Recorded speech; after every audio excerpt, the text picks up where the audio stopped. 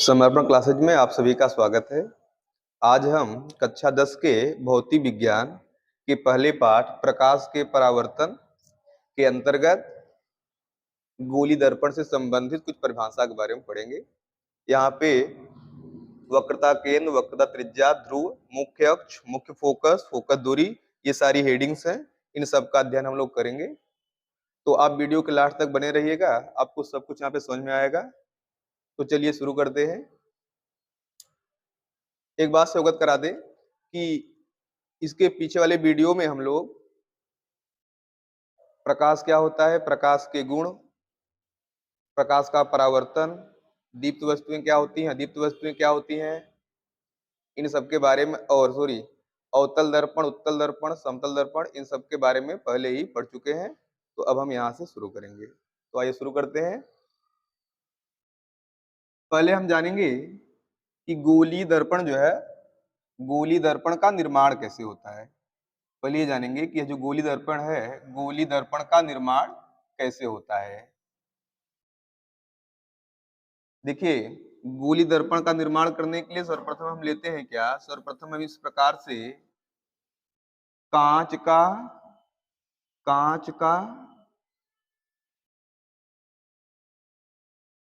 कोई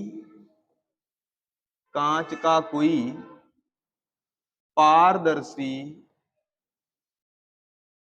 खोखला गोला लेते हैं। गोलीय दर्पण का निर्माण करने के लिए सर्वप्रथम हम कांच का कोई पारदर्शी खोखला गोला लेते हैं और उस खोखले गोले को हम किसी एक स्थान से इस प्रकार से काट देते हैं। मान लो यहां से कट कर दे रहे हैं, किसी एक स्थान से इस प्रकार से उसको कट कर देते हैं। जब कट कर देंगे दो टुकड़े बनेंगे, तो उन दोनों टुकड़ों को हम अलग कर देते हैं। मान लीजिए कि कट करने के बाद टुकड़े कैसे बनेंगे,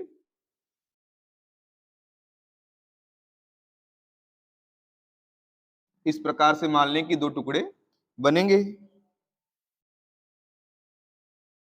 इस प्रकार से मान लें कि दो टुकड़े बनेंगे।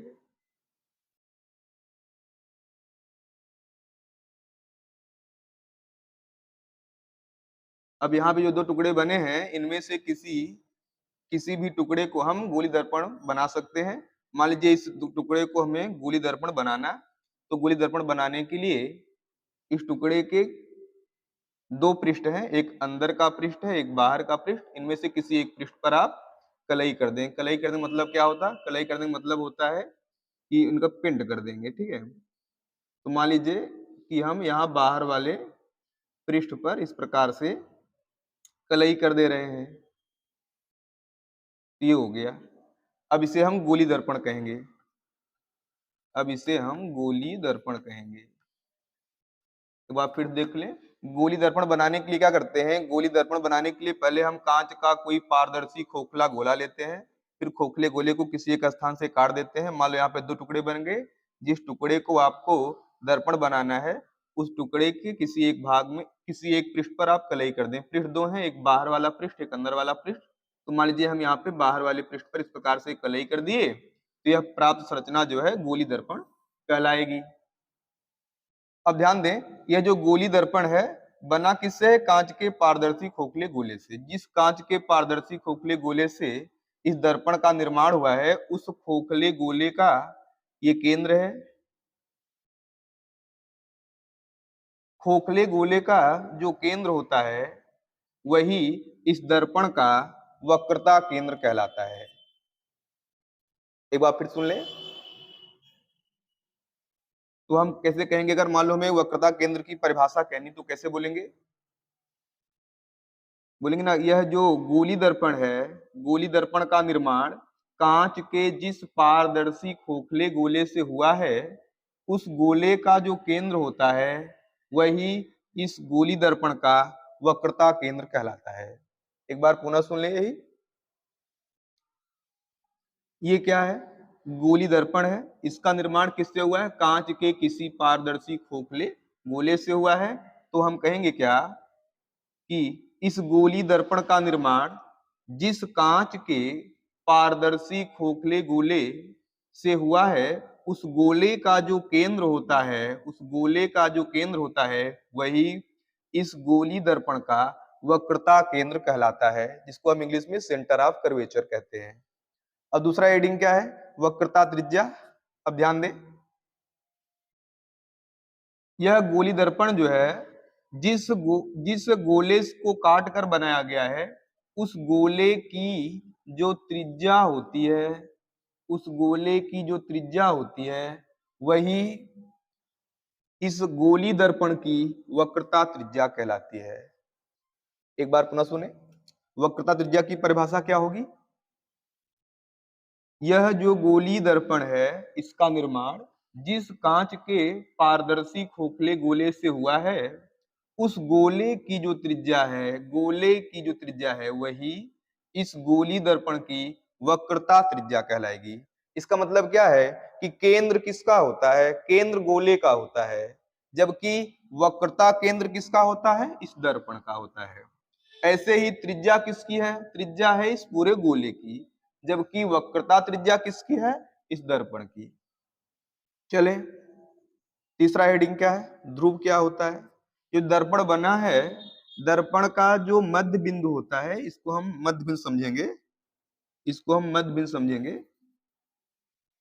जो दर्पण का मध्य बिंदु होता है, दर्पण के मध्य बिंदु को ही हम ध्रुव कहते हैं। दर्पण के मध्य बिंदु को ही हम ध्रुव कहते हैं। ये ध्रुव हो गया। ध्यान दें, तो अगर ध्रुव की परिभाषा क्या बोले कि दर्पण का जो मध्य बिंदु होता है, दर्पण का मध्य बिंदु ही दर्पण का ध्रुव कहलाता है। और उसके बाद मुख्य अक्ष है, तो मुख्य अक्ष किसे बोलेंगे? ये दर्पण का वक्रता केंद्र है। दर्पण के वक्रता केंद्र को हम C से लिखते हैं, और ये दर्पण का ध्रुव है। दर्पण के ध्रुव को हम P से लिखते हैं। तो दर्पण के ध्रुव और वक्रता केंद्र, दर्पण के ध्रुव और वक्रता केंद्र से होकर गुजरने वाली जो रेखा होती है, उसे हम मुख्य अक्ष के नाम से जानते हैं। एक बार पुनः सुन ले, यह दर्पण का ध्रुव है और ये दर्पण का वक्रता केंद्र है। तो दर्पण के ध्रुव और वक्रता केंद्र से होकर गुजरने वाली रेखा जो होती है, उसे हम मुख्य अक्ष के नाम से जानते हैं, जिसे इंग्लिश में प्रिंसिपल एक्सिस कहते हैं। अगला क्या है? मुख्य फोकस क्या होता है? इसको जानने के लिए अभी इसको एक मिनट,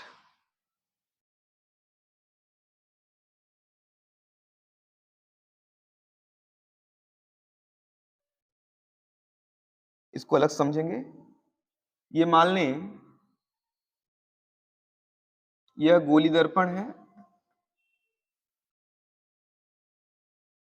यह गोली दर्पण है, और यह गोली दर्पण का मुख्य अक्ष है, जिस पर यहाँ पे ध्रुव रहता है और यहाँ पे वक्रता केंद्र है।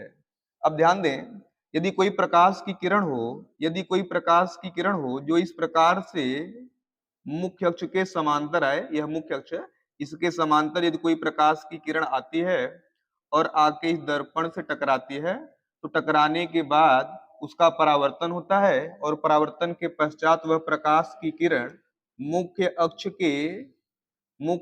के जिस बिंदु से होकर गुजरती है, मुख्य अक्ष के उसी बिंदु को हम मुख्य फोकस के नाम से जानते हैं।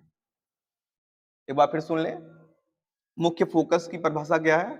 आप कहेंगे, यह मान लीजिए कोई दर्पण है, और दर्पण का ये कौन है? मुख्य अक्ष है, दर्पण का मुख्य अक्ष है। तो जब कोई प्रकाश की किरण इस मुख्य अक्ष के समांतर आती है और दर्पण से आके टकराती है, तो टकराने के बाद उस प्रकाश किरण का क्या होता है? परावर्तन होता है, और परावर्तन के पश्चात वह प्रकाश की किरण मुख्य अक्ष के जिस बिंदु से होकर गुजरती है, उसी बिंदु को हम मुख्य फोकस के नाम से जानते हैं। इसके बाद का हेडिंग क्या है? फोकस दूरी। फोकस दूरी क्या होती है? यह दर्पण का ध्रुव हुआ, यह दर्पण का ध्रुव है, और ये कौन है? मुख्य फोकस है, मुख्य फोकस है। तो दर्पण के ध्रुव और मुख्य फोकस दोनों के बीच की जो दूरी होती है, दर्पण के ध्रुव और मुख्य फोकस के बीच की दूरी को ही हम फोकस दूरी के नाम से जानते हैं। तो आइए एक बार जल्दी से रिवाइज कर लेते हैं। देखें, वक्रता केंद्र क्या है? गोलीय दर्पण जो बना है, ये गोलीय दर्पण है। गोलीय दर्पण का निर्माण कांच के जिस पारदर्शी खोखले गोले से हुआ है, इसी गोले के केंद्र को हम इस दर्पण का वक्रता केंद्र कहते हैं। वक्रता त्रिज्या क्या है? आप कहोगे यह गोलीय दर्पण है और इस गोलीय दर्पण का निर्माण कांच के जिस पारदर्शी खोखले गोले से हुआ है, उसी गोले का जो वही उसी गोले की जो त्रिज्या है, उस गोले की त्रिज्या ही इस दर्पण की वक्रता त्रिज्या कहलाती है। ध्रुव क्या होता है?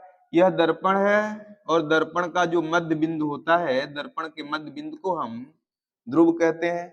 मुख्य अक्ष क्या होता है? यह दर्पण का ध्रुव है और ये है कौन? वक्रता केंद्र।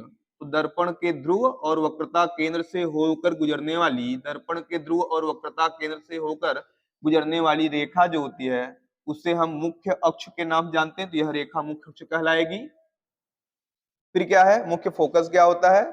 यह जो मुख्य अक्ष है, मुख्य अक्ष के समांतर चलने वाली प्रकाश की किरण दर्पण से टकराने के बाद परावर्तित होती है और परावर्तन के पश्चात वह इस मुख्य अक्ष के जिस बिंदु से होकर गुजरती है, इसी बिंदु को हम मुख्य फोकस के नाम से जानते हैं। और अगला है क्या? फोकस दूरी। तो फोकस दूरी क्या होती है? आप कहेंगे क्या? यह है कौन? दर्पण का ध्रुव और यह है कौन? मुख्य फोकस। तो दर्पण के ध्रुव और मुख्य फोकस दोनों को मिलाने वाली जो रेखा होती है, उसे हम, ऐसे करना ठीक नहीं है, ऐसे करें कि कहेंगे यह दर्पण का ध्रुव है और यह मुख्य फोकस है। दर्पण के ध्रुव और मुख्य फोकस के जो बीच की दूरी होती है, उसे हम फोकस दूरी के नाम से जानेंगे। तो उम्मीद करते हैं आपको यह वीडियो पसंद आया होगा। अगर वीडियो पसंद आया हो तो आप इसको लाइक करें, सब्सक्राइब करें और हो पाए तो आप शेयर करें इसे। धन्यवाद।